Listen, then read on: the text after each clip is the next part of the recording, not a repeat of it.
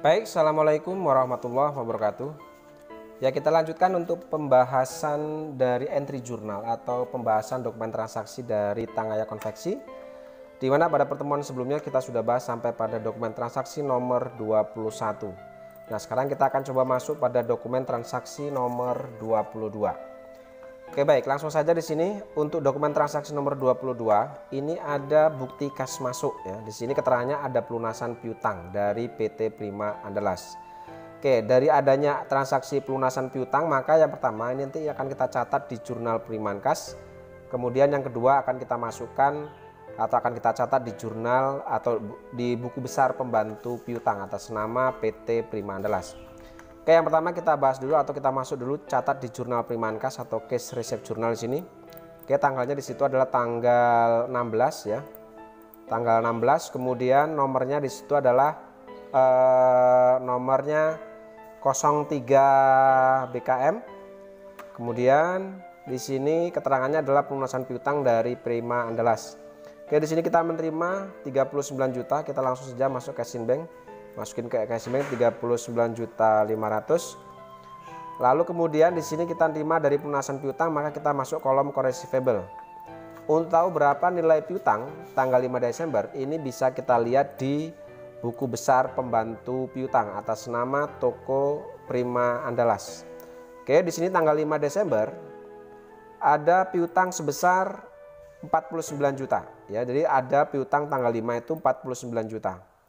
Oke, maka untuk 49.500.000 piutang yang terjadi tanggal 5 ini kita masukkan di kolom cash receipt kolom core receivable di jurnal Primankas.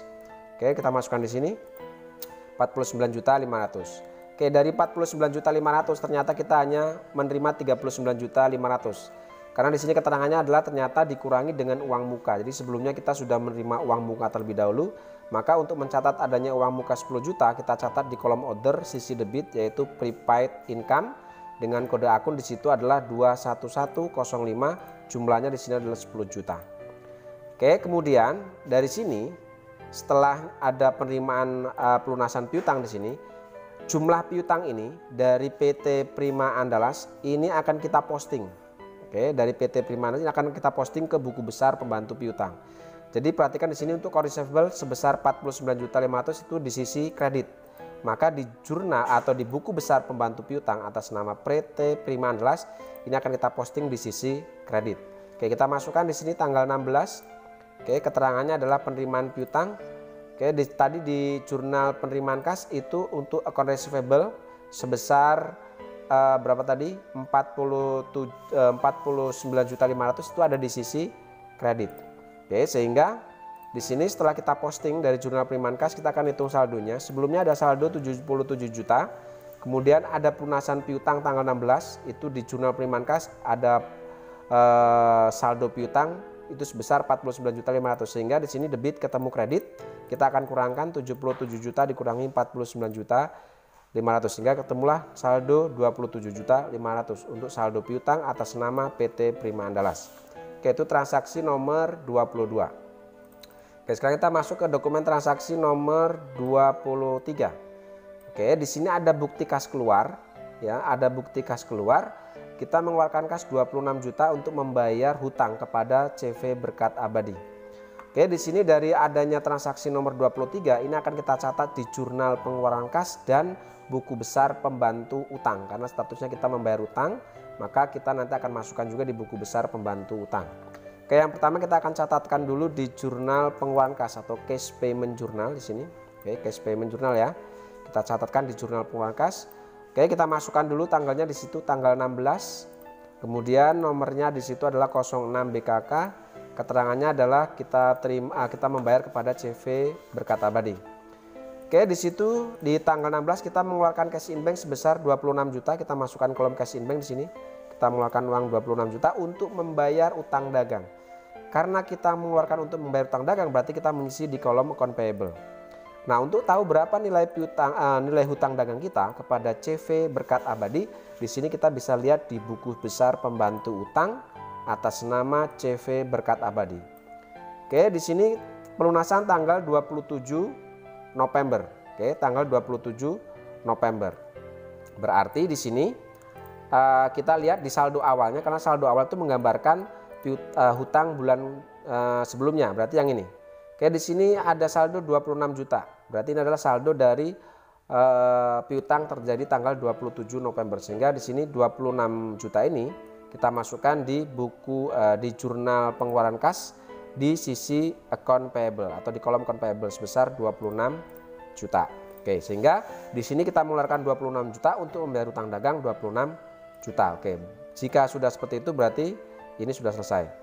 Oke, kemudian setelah kita catat adanya pengeluaran kas untuk membayar utang dagang, maka hasil catatan kita yang di jurnal pengeluaran kas itu account payable sebesar 26 juta, ini akan kita posting atau kita catat di buku besar pembantu hutang. Oke, di sini account payable sebesar 26 juta ada di sisi debit. Berarti di sini di jurnal di buku besar pembantu utang atas nama PT Berpekata Abadi, kita akan catat di sisi debit. Oke, kita masukkan tanggalnya tanggal 16, keterangannya adalah pelunasan utang. Oke, tadi untuk account payable ada di sisi debit ya, dengan jumlah di situ 26 juta. Sehingga di sini akan kita hitung saldonya. Sebelumnya ada saldo kredit 26 juta, kemudian tanggal 16 ada pelunasan 26 juta, sehingga kredit ketemu debit ini kita kurangkan. Jadi hasilnya 0. Berarti per tanggal 16 hutang kita kepada kepada CV Berkata Abadi berarti selesai. Oke, itu dokumen nomor 23. Sekarang kita masuk ke dokumen transaksi nomor 24. Oke, nomor 24 di sini ada faktur, ada pembelian bahan baku kepada kepada PD Putra Abadi. Oke, adanya transaksi pembelian kredit ini ya, ini transaksi pembelian ya karena kopnya orang lain. Adanya transaksi pembelian kredit ini yang pertama, ini akan kita catat di jurnal pembelian. Oke, kemudian yang kedua, setelah jurnal pembelian, kita akan catat di buku besar pembantu utang karena ini kita membeli kredit berarti akan muncul hutang. Lalu setelah kita catat di buku besar pembantu utang, maka kita akan catat juga di persediaan bahan baku. Karena pembelian bahan baku ini otomatis akan menambah nilai persediaan bahan baku. Oke, pertama kita catat dulu di jurnal pembelian atau purchase journal sini. Kita masukkan di sini tanggalnya adalah tanggal berapa ini? Tanggal 17. Kemudian nomornya adalah 112F. Kemudian keterangannya di sini adalah kita membeli kepada Putra atau PD Putra Abadi. Oke, di sini kita membeli nilai pembelian adalah 23.850. Jadi raw material inventory ini kita ambil dari total penjualannya ini. Kemudian VAT-nya kita ambil dari PPN ini. Kemudian untuk jumlah hutang dagang atau account payable kita ambil dari kolom total ini. Atau bisa juga kalian jumlahkan antara raw material inventory dan VAT ini. Oke, setelah kita catatkan nilai pembelian kreditnya, maka untuk account payable atau dari adanya pembelian kredit muncul hutang dagang sebesar 26.235, ini akan kita catat di buku besar pembantu hutang. Oke, perhatikan 26.235 account payable tanggal 17 ini ada di sisi kredit, berarti akan kita catat di buku besar pembantu utang atas nama PD Putra Abadi di sisi kredit. PD Putra Abadi berarti di sini. Oke, kita masukkan tanggalnya di sini. Kemudian keterangannya adalah pembelian bahan baku. Oke, tadi di jurnal pembelian untuk account payable ada di sisi kredit. Berarti besarnya adalah 26 juta tadi berapa? 26.235. Ini akan kita catat di sisi kredit di buku besar pembantu utangnya. Oke, sehingga setelah itu kita masuk kolom saldo. Sebelumnya saldonya sudah tidak ada karena sudah lunas hutangnya kita kepada PD Putra Abadi. Per tanggal 17 kita punya hutang lagi, sehingga tanggal 17 ini otomatis akan menjadi saldo hutang kita kepada PD Putra Abadi. Oke, setelah kita posting atau kita catat nilai hutangnya ke dalam buku besar pembantu hutang, maka akan kita catat juga adanya penambahan bahan baku nih. Oke, adanya penambahan baku ini akan kita catat di kartu persediaan untuk bahan baku. Oke, yang pertama di sini akan kita catat bahan baku yang pertama adalah Oxford. Oke, di sini Oxford tanggal 17 kita membeli 250 meter. Oke, kita masukkan tanggalnya dulu. Kemudian nomornya. Oke. Lalu kemudian keterangannya di sini adalah pembelian bahan baku. Oke, karena pembelian kita masuk kolom in. Oke, kita beli di sini untuk Oxford itu adalah 250. Dengan harganya di sini satuannya adalah 25 sehingga totalnya di situ pembelian adalah 6.250.000. Oke, sekarang kita masuk ke kolom saldo. Sebelumnya ada saldo itu 85 dengan harga 24, kemudian totalnya 2.040.000. Di sini ada pembelian baru tetapi harganya berbeda. Sehingga karena adanya perbedaan ini otomatis ini tidak bisa kita gabung karena metode persediaan yang kita gunakan itu adalah metode FIFO. Sehingga nilai persediaan dengan harga berbeda ini kita pisah. Berarti yang ini kita turunkan ke bawah di sini. Oke, pembelian yang baru dengan harga satuan yang berbeda ini kita letakkan di bawahnya. Sehingga per tanggal 17 ini kita mempunyai persediaan dengan dua harga yang berbeda, dengan dua harga satuan yang berbeda. 85 unit harga satuannya 24.000 dan untuk 250 unit dengan harga satuan 25.000. Oke, itu yang Oxford. Sekarang kita masukkan untuk yang Pharmatech. Oke, sama yang Pharmatech juga sama keterangannya di situ, tanggalnya masih 17. Oke, karena pembelian kita masuk kolom om di sini. Untuk Pharmatech kita membeli 400 meter dengan harga satuan adalah 44.000 sehingga totalnya di sini pembelian 17.600.000. Oke, sekarang kita masuk saldo. Sebelumnya ada saldo untuk bahan baku Pharmatech ini 375 dengan harga satuan 43.000. Di sini berbeda juga untuk Pharmatech. Karena berbeda maka kedua persediaan ini tidak bisa kita gabungkan atau kedua bahan baku ini tidak bisa kita gabungkan. Oke, yang harga bahan baku yang sebelumnya, saldo sebelumnya kita letakkan di bawah, kita turunkan ke bawah sebagai saldo untuk bahan baku sebelumnya. Untuk pembelian yang baru dengan harga satuan yang berbeda kita letakkan di bawahnya. Ya, sehingga per tanggal 17 untuk Pharmatech kita mempunyai persediaan dengan dua harga satuan yang berbeda. Yang satu 43.000, yang satunya 44.000. Oke, selesai untuk dokumen transaksi nomor 24. Sekarang kita masuk ke dokumen transaksi nomor 25. Oke, 25 di sini ada bukti kas masuk ya. Kita menerima uang 26 juta dari pelunasan piutang. Oke, adanya pelunasan piutang seperti tadi kita akan catat ini di jurnal penerimaan kas. Kemudian dari adanya penerimaan piutang otomatis akan mengurangi saldo piutang pada buku besar atau pada piutang PD Rizky Solo. Jadi ini akan kita catat juga di buku besar pembantu piutang. Oke, kita catat dulu di jurnal penerimaan kas. Kita masuk ke cash receipt journal. Oke, kita masukkan tanggalnya di situ tanggal 17 ya, masih tanggal 17 dengan nomor 04 BKM. Keterangannya dari sini adalah PD Rizky. Kita terima piutang dari PD Rizky.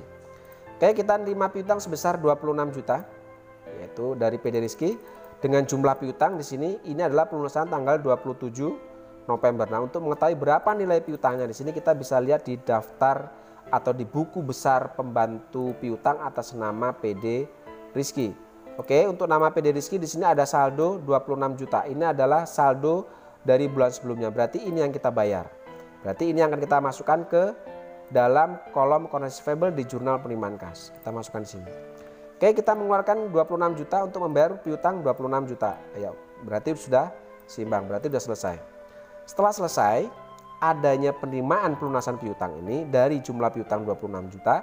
Ini akan kita catat di buku besar pembantu piutang. Ini akan kita posting ke buku besar pembantu piutang atas nama PD Rizky. Perhatikan di sini 26 juta currency payable itu ada di sisi kredit. Oke, sekarang kita akan masuk ke buku besar pembantu piutang PD Rizky.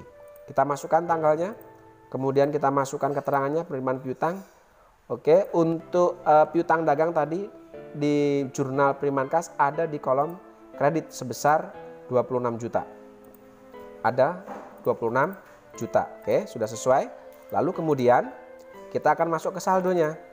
Sebelumnya ada saldo debit 26 juta. Kemudian ada postingan atau ada pencatatan dari jurnal penerimaan kas 26 juta di sisi kredit. Debit ketemu kredit kita kurangkan sehingga hasilnya di sini 0. Berarti per tanggal 17 piutang atas nama PD Rizky itu lunas atau selesai. Oke, itu untuk dokumen transaksi nomor 25 selesai. Sekarang kita masuk ke dokumen nomor 26. Di dokumen 26 di sini ada laporan produk selesai. Ada laporan produk selesai dari pesanan PT Prima Andalas, yaitu sebanyak 130 pesanan di sini. Oke, adanya laporan produk selesai ini tidak perlu kita catat ya. Tetapi biasanya ini untuk laporan produk selesai akan disertai dokumen kartu harga pokok pesanan, yaitu nomor 27. Perhatikan. Jadi dokumen nomor 26 ini berhubungan dengan dokumen nomor 27. 26 itu adalah laporan produk selesai, melaporkan bahwa ada produk selesai. Nomor 27 ini adalah laporan tentang bahan baku atau bahan baku kemudian biaya tenaga kerja langsung yang digunakan untuk menyelesaikan laporan produk selesai yang nomor 26. Ya, jadi 27 ini yang harus kita catat. Di sini adalah kartu harga pokok pesanan. Jadi biaya bahan baku, kemudian biaya tenaga kerja, kemudian BOP ini, sehingga totalnya cuma biaya produksi sebesar 20.525. Ini adalah total biaya produksi yang digunakan untuk menyelesaikan produk jadi dokumen nomor 26. Sehingga nomor 26 ini tidak perlu dicatat, yang perlu dicatat adalah dokumen transaksi nomor 27 ini. Oke. Nah, untuk kartu harga pokok pesanan nomor 27 ini akan kita catat di jurnal umum. Akan kita catat di jurnal umum. Oke, sehingga untuk mencatat di jurnal umum di sini perhatikan, untuk biaya bahan baku yaitu sebesar 3 juta dan 5.375. Ini sebelumnya atas permintaan penggunaan bahan baku ini sudah kita catat di jurnal sebelumnya, yaitu jurnal tanggal berapa ini? Tanggal 10. Berarti yang ini. Ya, jadi permintaan penggunaan bahan baku ini sudah kita jurnal atau sudah kita catat di dokumen nomor 10 atau dokumen transaksi tanggal 10. Kemudian untuk BTKL atau pembebanan atas biaya tenaga kerja langsung, ini pun sudah kita catat di dokumen transaksi tanggal 14. Nah, untuk yang di kartu harga pokok pesanan ini yang belum kita catat atau yang perlu kita catat adalah yang BOP ini. Jadi BOP ini nanti akan kita bebankan ke biaya gaji dan upah. Jadi yang kita jurnal hanya cukup yang BOP ini untuk dokumen nomor 27. Oke, jurnal untuk mencatat BOP atau pembebanan terhadap beban gaji itu, jurnalnya adalah kita masukkan dulu tanggalnya tanggal 17, kemudian nomornya di situ adalah 01 LPS. Ini kita ambil dari dokumen nomor 26 ya, karena di sini produk jadi itu adalah nomor 26 ini. Kemudian tanggalnya masih menggunakan tanggal 17. Nah, jurnal yang kita gunakan di sini karena kita akan membebankan itu ke dalam barang dalam proses ya. Jadi BOP ini adalah pembebanan ke dalam barang dalam proses ya, maka jurnalnya kita akan gunakan jurnal Good in Process Factory Overhead Cost. Jadi barang dalam proses biaya tenaga kerja tidak langsung pada Applied Factory Overhead Cost atau BOP yang dibebankan. Nilainya kita ambil dari akumulasi keduanya nih, 1.200.000 ditambah 2.150.000. Kita masukkan ke sini, yaitu sebesar 3.350.000. Oke, itu yang pertama. Yang kedua, atas adanya laporan produk jadi ini otomatis ini akan menambah yang namanya persediaan produk jadi. Nah, adanya penambahan produk jadi atau yang selesai diproses itu didukung dengan adanya biaya produksi ketiganya ini ya, biaya produksi yang nomor 27, sehingga jurnal untuk mencatat adanya laporan produk jadi ini adalah finished good inventory atau persediaan produk jadi pada barang dalam proses biaya bahan baku, barang dalam proses biaya tenaga kerja langsung, dan barang dalam proses biaya tenaga kerja tidak langsung atau BOP. Nilainya untuk yang good in process raw material expense ini kita ambil dari total biaya bahan baku ini ya, yaitu sebesar 8 juta ya, 8.375.000. Untuk yang good in process direct wages expense kita ambil dari BTKL-nya yaitu 8.300.000. Sedangkan untuk yang good process factory overhead cost ini atau barang dalam proses biaya overhead pabrik ini kita ambil dari total BOP ini yaitu 3.350.000, sehingga persediaan barang jadi di sini adalah total dari ketiganya ini, yaitu didapat nilai sebesar 20.525.000. Itu untuk jurnal nomor 27. Oke, selanjutnya kita akan masuk ke dokumen nomor 28. Di sini ada faktur penjualan. Oke, ini adalah penjualan dari produk jadi tanggal 26 tadi. Ya, kita jual sekarang, kita kirim penjualan kepada PD Rizky di sini. Oke, adanya penjualan otomatis ini akan kita catat di jurnal penjualan. Kemudian jurnal buku besar pembantu piutang dan harga pokok barangnya. Di sini harga pokok ada tertera di dokumen nomor 29 untuk kartu harga pokok pesanan. Itu menunjukkan bahwa ini adalah harga pokok dari barang yang kita jual di dokumen transaksi nomor 28. Oke, sekarang kita catat dulu di jurnal penjualannya atau masuk sales jurnal sini. Ya, kita masukkan di situ tanggalnya tanggal berapa ini? Tanggal 18. Kemudian dokumennya nomornya adalah 013 FV, keterangannya adalah kita jual kepada PD Rizky. Oke, dengan penjualan di sini sales of finish inventory-nya kita ambil dari total penjualan ini.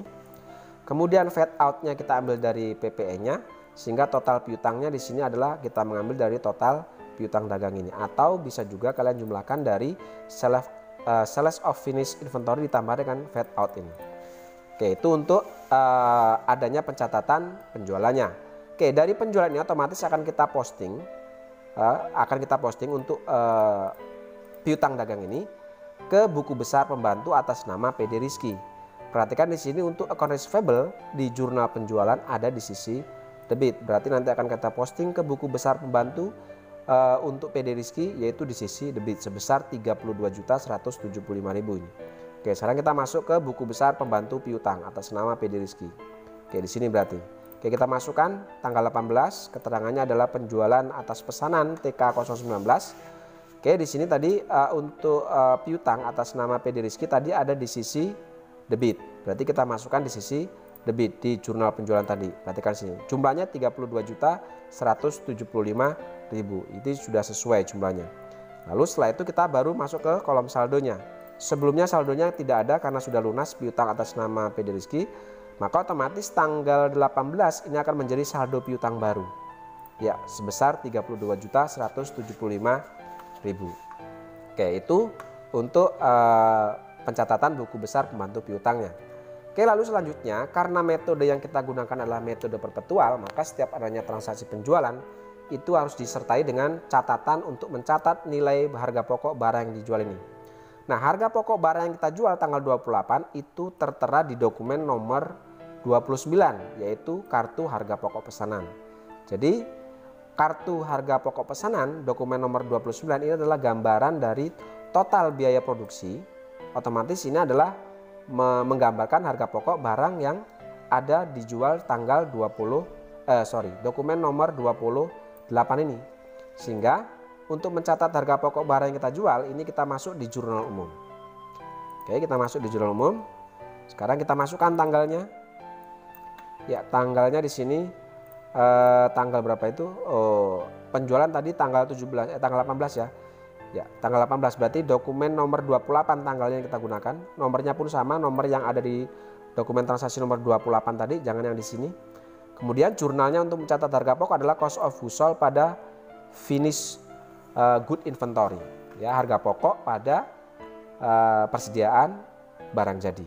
Seperti itu untuk dokumen nomor 29.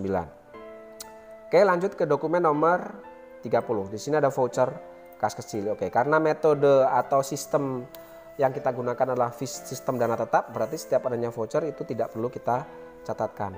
Oke, saya rasa untuk pembahasan kali ini cukup ya, karena terlalu panjang durasi. Kita akan lanjutkan untuk dokumen selanjutnya di pertemuan berikutnya. Terima kasih. Assalamualaikum warahmatullahi wabarakatuh.